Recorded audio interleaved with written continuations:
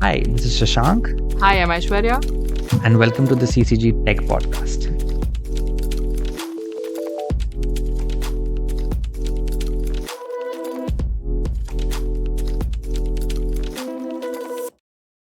So, Aishwarya, what are we discussing in this episode today?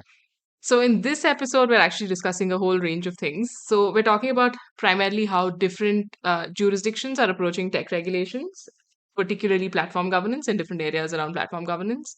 We're looking specifically at how the geopolitical environment impacts tech regulation, the role of the EU and the Brussels effect, so-called Brussels effect, and how that affects regulations around the world. What the value of this might be, what the limitations are, and we're also talking about what India and other countries can learn from the EU and other countries in it, like, for example, Germany. So, Shashank, why are we talking about this today? See, as obviously students of tech policy, we are increasingly studying EU law. Europe is increasingly coming out with new rules, new regulations, policy that's so hard to keep a track. But of course, as we head into the next phase of tech policy and law development around the world, regions and jurisdictions like the European Union, who take a lead in forming these regulations and spend a considerable amount of public resources on them, it will be interesting to look at the path they take. Also, as India and the global south is increasingly coming up with new rules and regulations for the internet, here for Indians, for tech policy, again, it'll be interesting to look at regions like the EU. And of course, we had the opportunity to talk to Ingrid while we were sort of conducting our annual summer school. So yeah, that's why we're talking about this. Yeah, so like Shashank was saying, we had the chance to speak to Professor Ingrid Schneider about a whole range of areas when she had come to our annual summer school earlier this year. Professor Ingrid is a professor of political science at the University of Hamburg, but she works across a whole range of areas and focuses on interdisciplinary research. So she works on issues relating to the data economy, platform regulation, digitalization in developing countries, the ethics and governance of information technology, and even law and politics and IPR. So, right now, she's working in India and other developing countries as part of a project funded by the European Union, where she's looking at digitalization and sustainability, which we found really fascinating. And some of what she says will come from the work that she's doing there. So, she's a great person to talk to about this because she has a real breadth of engagement across a whole range of countries and across a range of subject areas.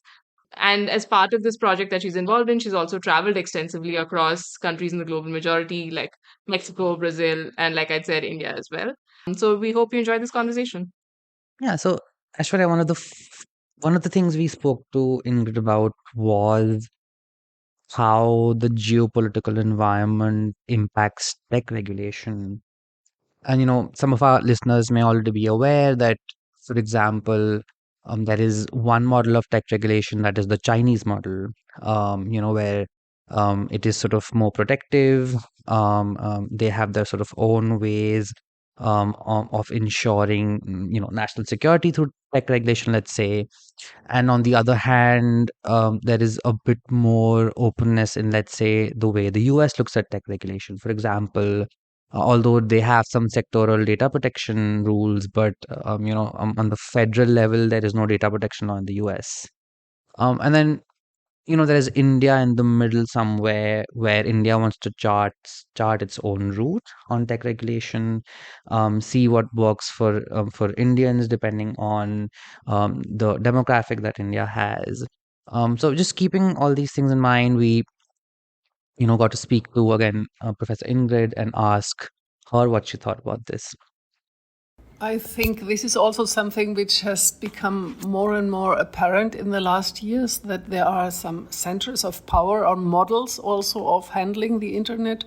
On the one hand, we have the United States, and most of those GAFAM platforms, or all of them, originate in the United States, and it's a certain mentality which is also called the Californian mentality, Californian ideology, that the state shouldn't interfere. The United States don't have a data protection law in terms of federal data protection law. So let them just act. And the other model is the Chinese model. It's a very authoritarian model. It very strongly curbs all the actions. There's a lot of censorship.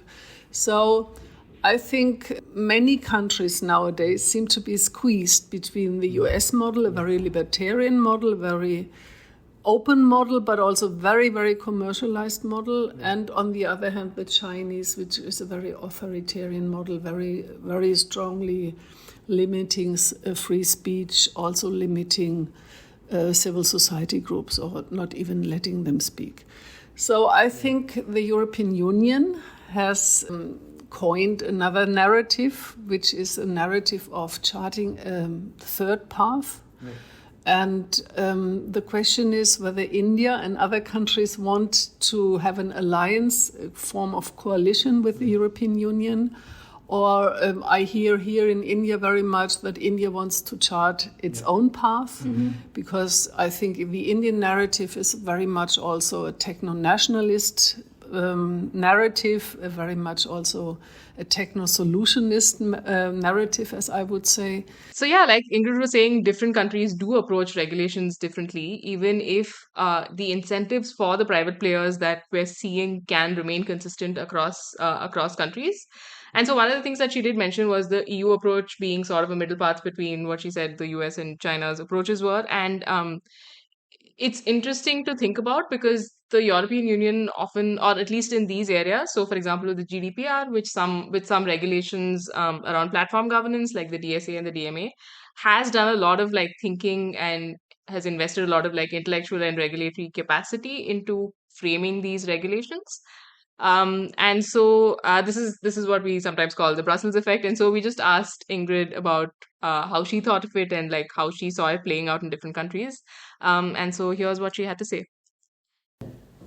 Maybe I first explain the Brussels effect. It's a term which was coined by Anu Bradford. She's now a Scandinavian researcher living in the US. And she did research on law, and she said that in European legislation, in environmental law, but also the most pronounced example is data protection, privacy law, is not only exercised or it's not only relevant for Europe or for the countries, but also for the rest of the world. So the term is extraterritorial effect. Even though law is bound to a certain territory, the European Union has more than 450 million inhabitants. It's a large consumer market, and it has set up the general data protection law, which demands that all the firms who want to offer products or services on the European market are bound to this legislation. So the question for these big platforms is, do they want to have different data protection designs and all the technical infrastructure just for Europe and for other countries? And the idea is that it's too cumbersome for them to segment their architecture and design. So they will take the high European standards also for other countries. And this is one of the effects of the Brussels effect, that it's what's called a race to the top, that in terms of standards, Europe is setting high standards. And then due to certain mechanisms, the rest of the world will possibly adopt them. And I did research. I find it very interesting, but it might also be a little bit idealistic because the book of Anu Bradford only looks at law in the books in terms of legislation. And if you look at that, GDPR has really become something like the gold standard. More than 140 years worldwide have passed data protection laws, privacy laws. India is about to have one. So in that respect, it seems like a huge success story. However, if you look at law in practice, it's becoming a little bit more difficult because I see there are strong enforcement challenges, even in Europe itself. So, For a long time, GDPR has not been enforced against big tech companies, only in national member states, but the Irish Data Protection Agency authority only recently imposed a very high fine on Facebook. Okay. And in other countries, let's say Brazil, there is a law which is very similar to the GDPR, which is the so-called LGPD. But the Data Protection Authority has only recently become independent. It was very strongly under the presidency of President Bolsonaro. It had only a limited number of staff. It started with 30 people. Now it's 80, 86. And also to have penalties, to have a sanction regime and all that, it needs time. And if the Data Protection Authority isn't resourced enough, and it's not strong, if it doesn't have a credibility also in the general population, among citizens, among civil society, it will be difficult for law to be enforced and implemented. It's very interesting to me that we consider Europe to be this region that has a great data protection law, and suddenly we find out that enforcement is a challenge in Europe. I would associate, being from India, I would associate that more to be from here, where traditionally, even the IT Act has had enforcement challenges. There's the data protection rules called the SPDI rules under the IT Act that are known for sort of not being enforced. But it's interesting that Ingrid is pointing out, and we're also seeing that Europe is even having enforcement challenges. And I think this is a relevant question to ask just beyond what a draft should look like. What is the enforcement mechanism that will enable efficient enforcement of a law, especially in a country like India, where maybe literacy and digital literacy is not at its best. So you need mechanisms where the government can support enforcement.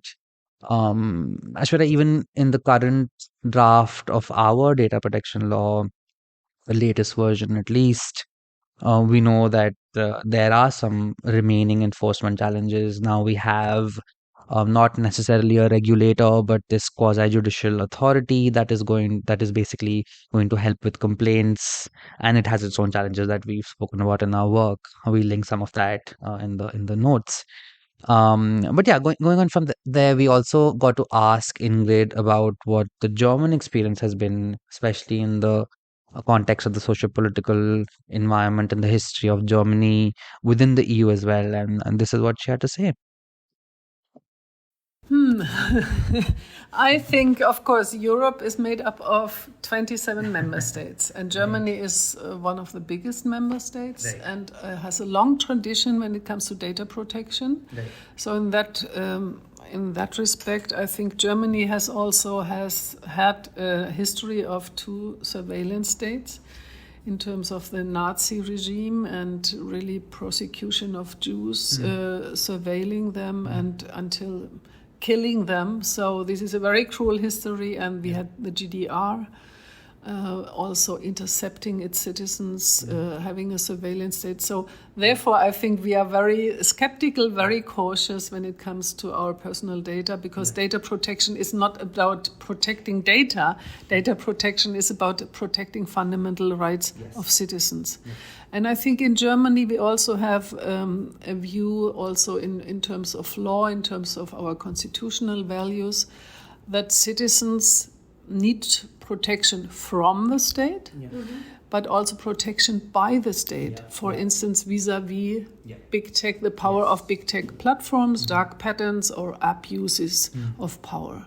So I think this idea of fundamental rights, which are not only valid vis-a-vis this relationship citizens and the state, but also in the horizontal dimension of between the citizens and the big tech platforms. This is, I think, an important idea in Germany, also in constitutional law terms.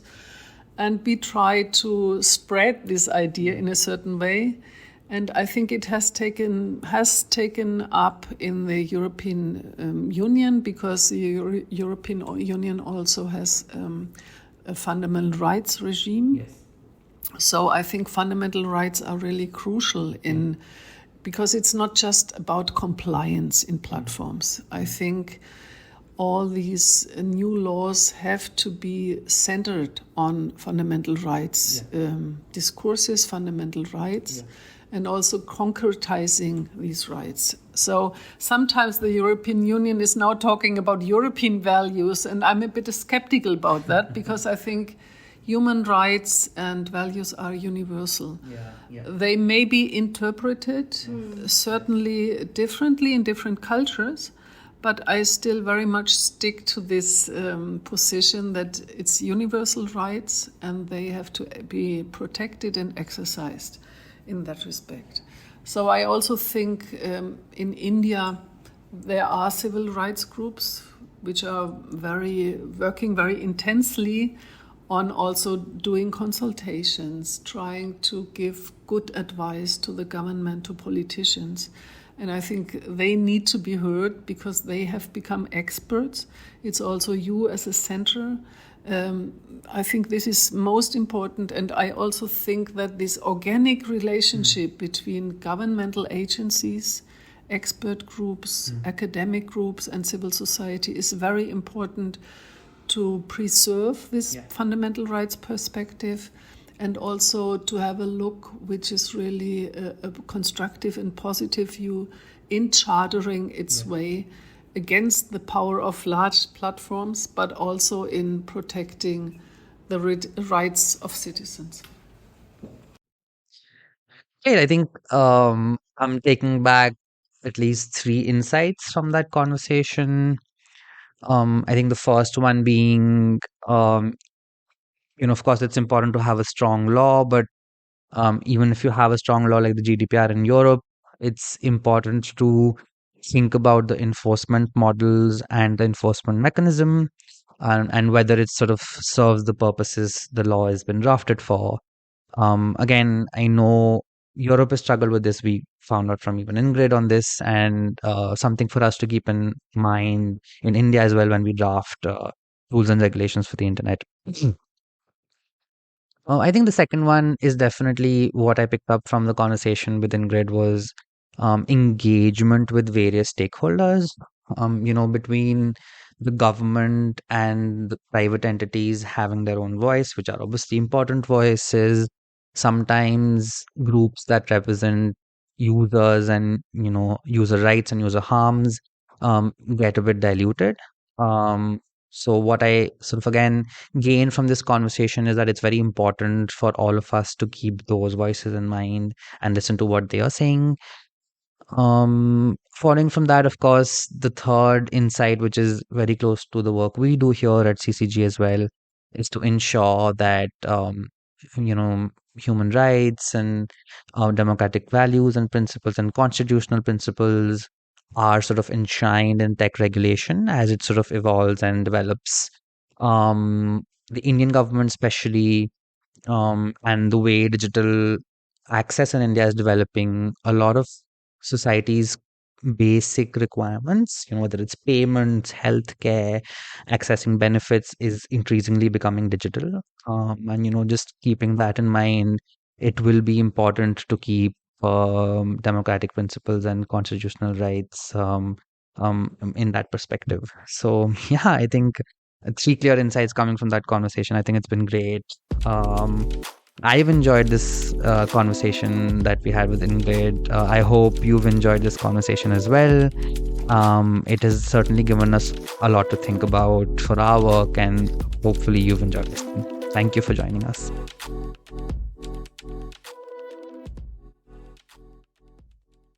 We would love to hear your thoughts on the episode and your suggestions on what topics you would like us to cover.